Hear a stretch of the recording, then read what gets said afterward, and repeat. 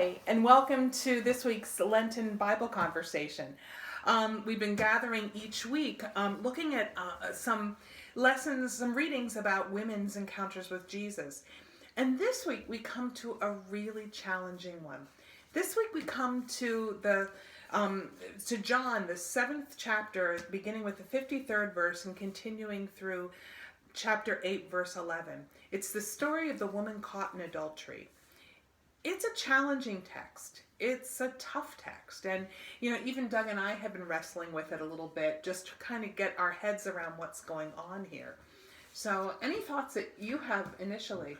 Well, my whole take on the text is when this shows up in the lectionary, I'd like to find out what the other lessons are that Sunday, or maybe pull out some scissors, some canonized scissors, and start snipping this part of the story out, because it's not a comfortable story. It's not.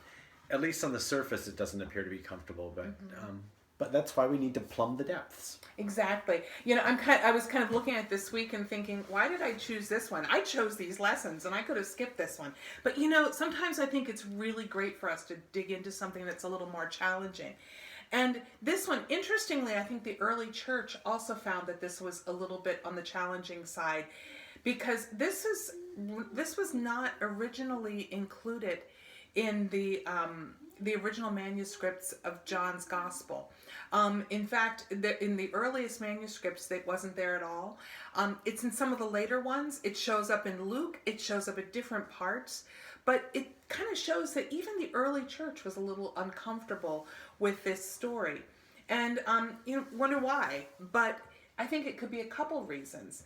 I think, first of all, I think it's a little bit hard to show that Jesus is showing mercy to a woman who very clearly is caught in a sin. She's caught in adultery, we're told.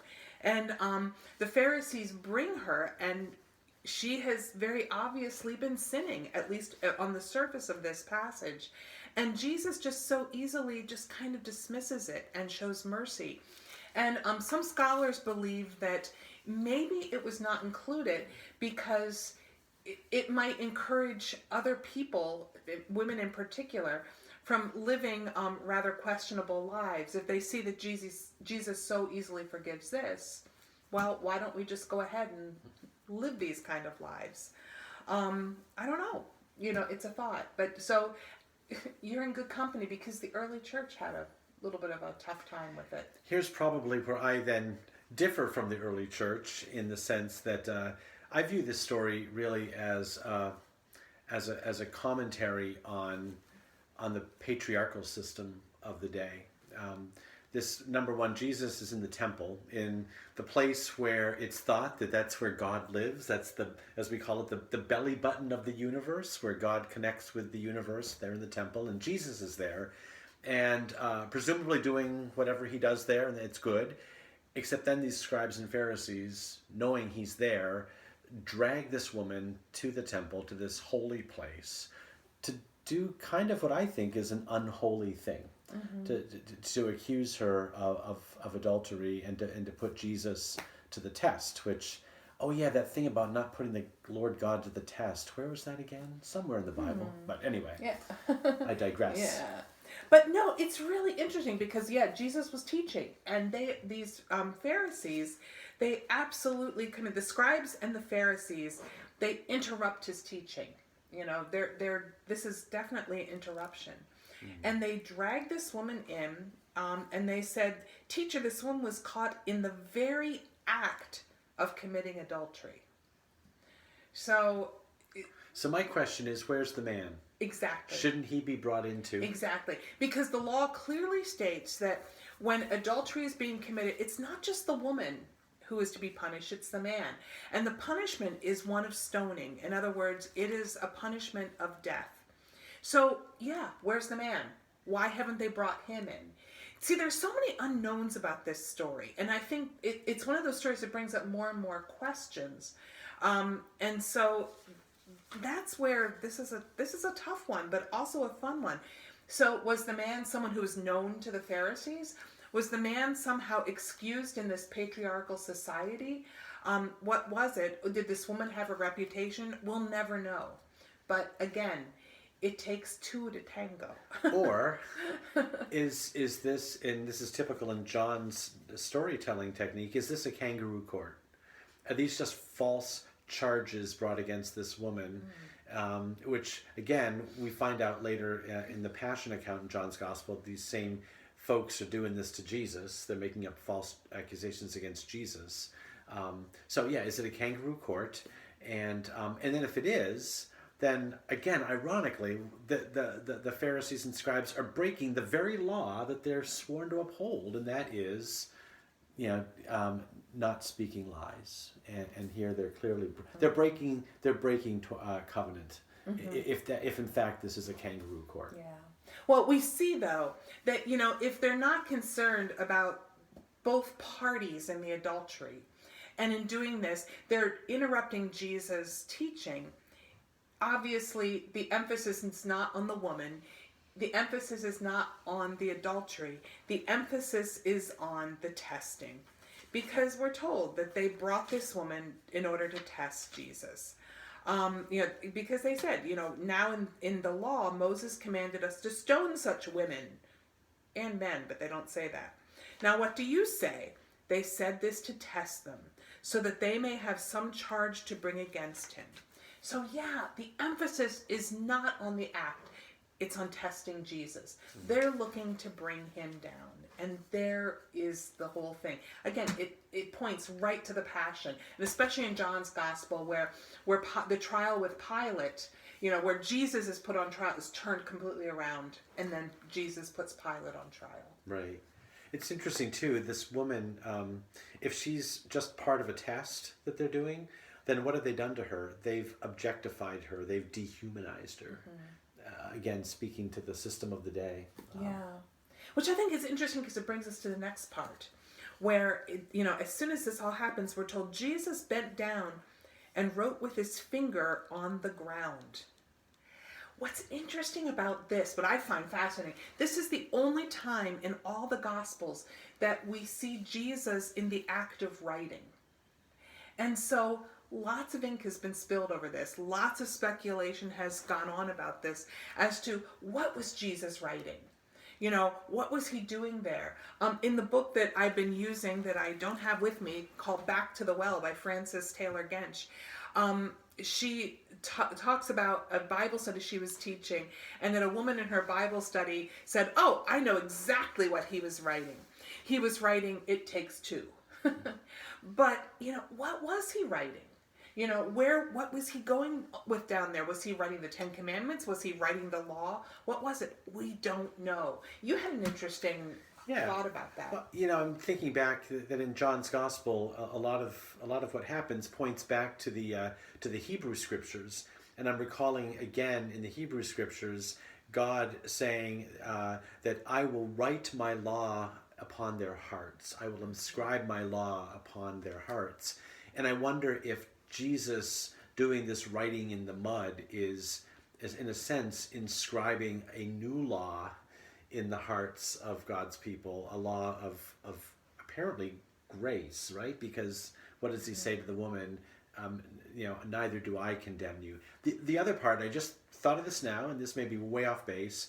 Even though this is not specific to John's Gospel, again, back in the Hebrew Scriptures, in the creation accounts, when God is creating humanity, God is getting God's hands in the mud and in the dirt.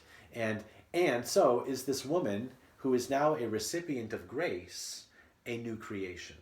Ooh, yeah. Let's spill some more ink on that one, shall we? Ooh, yeah, because what does God do? He in Genesis 2, he plays with mud and creates the human. Yeah. Ooh. That's really cool. I like that. Think about that one. And the fact that just this past week, we've been talking about mud a lot. We have. This past Sunday, it was the healing of the blind man, where Jesus, again, from John's Gospel, takes mud, spits on it, and puts it on the man's eyes and uses it as a means of healing. I just thought about that too. So mud is really something transformative. Yeah. Not just for pottery wheels, eh? That's right. But that's really fascinating, the whole thing. But again, we don't know what he writes. And maybe that's John's way of kind of leaving that open-ended. And maybe that's his way of writing this so that we do look at these things. It's an intentional open-endedness so that we can kind of, I don't mean to say come to our own conclusions, but so it opens us up to think about different ideas, different thoughts, different places where this might go. So in Martin Luther's catechetical fashion, let me ask the Martin Luther question. So what? So what? What does this mean? Yeah, what does this mean? Yeah. What do you think it means? You were supposed to be the one to answer that, Yeah, not me. You're turning the tables Turning on the me. tables. Yeah, we talk a lot about that in the Gospels. Yeah. Well, I think what you just said it. That when God says in Jeremiah, I will write a new law upon their hearts. And what is that new law? It's one of mercy. It's one of grace. And that is how Jesus responds to the woman. Mm-hmm. It's out of grace. He doesn't, it's interesting. He says to her, woman, go in your way. I can go in your way, and from now on, do not sin again. He never says that she hasn't sinned. Mm-hmm. But it's still an act of mercy.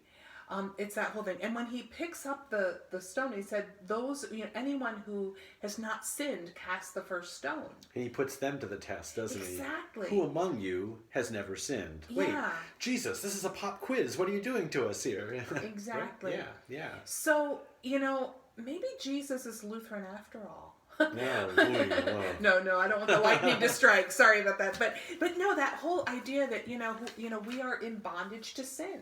Mm-hmm. And we cannot free ourselves.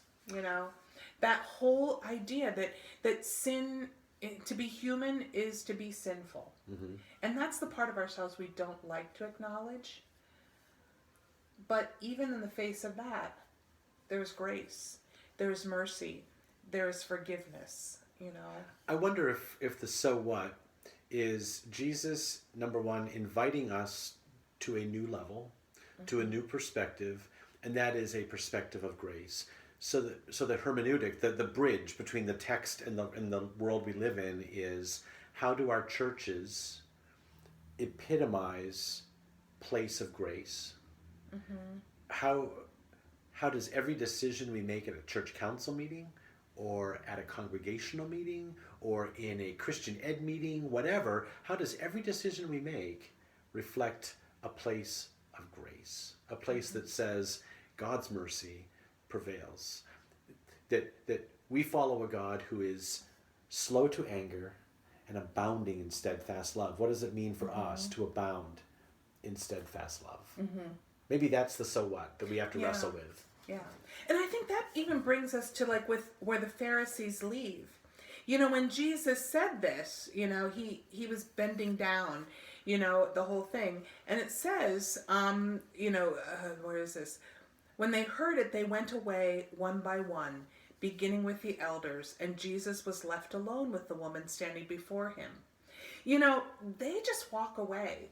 And I think, I've always imagine that they slink away, kind of their tails between their legs being beaten by Jesus. I don't know. Is it possible that the Pharisees could have left feeling that they were transformed? Could it be possible that they were also recipients of the mercy and the grace? That, whoever has not sinned to cast the first stone. Jesus is acknowledging they too live in sin. But he's not condemning them for that sin, mm-hmm. necessarily. They're the recipients of the same grace and mercy, possibly. And is it possible that the Pharisees could have left in that way as transformed people, as having the law written on their hearts, that they can now go away as forgiven, grace-filled people? But then again, the other side of that is, or do they go away and say, we have to find another way to get him because we didn't get him this time? But that reflects John's thing. The whole thing about John's gospel, one thing is we're reading it, and as we're coming up to the time when we reflect on John's passion, is that there's always a divided response to Jesus. There are those who accept Jesus' teachings, those who follow him, those who get Jesus, and then there are those who reject him. And so maybe this is even one of those places where we see a little bit of that divided response. I don't know. John never tells us directly, but is that maybe implied in the story? Could be. Yeah, good thoughts. Good thoughts. Tough story. Tough story, but a good one to wrestle with. Yeah, who chose this one? Yeah, who chose this one, Pastor?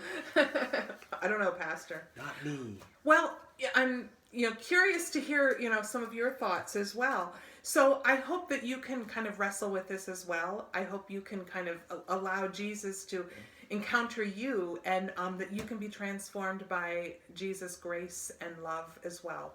So blessings to you, and I look forward to being back with you again next week. Now wait, before we leave though, we have been missing something in this video. We have. This is the first video, I think, that we haven't had certain furry little friends join us. They're all asleep. They're exhausted. And the gate across the door helps too. But I found apparently one has joined us. Hello. See, we can't do a video without a little furry friend. So there we go. Come back here. Okay, there we go, furry friend. On that note, thank you for joining us, and we look forward to being together again. Thanks. Bye-bye.